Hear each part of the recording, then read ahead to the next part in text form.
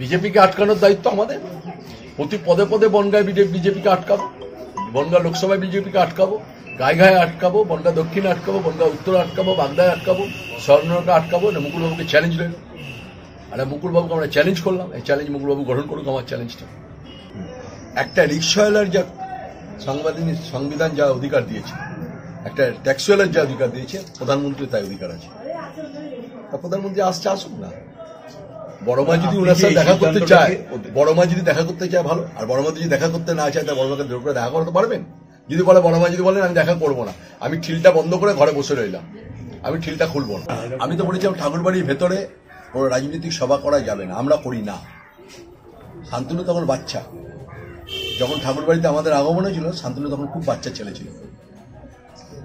শান্তনু জানা উচিত, আজকেও দাঁড়িয়ে বলে যাচ্ছি, ঠাকুরবাড়িতে কোনো রাজনৈতিক দল সভা করতে পারবে না, এটা করতে আমাদের দেওয়া যাবে না। শান্তনু যেমন ঠাকুরবাড়িতে অধিকার আছে, আমারও তো তিল করে অধিকার আমরা তৈরি করেছি।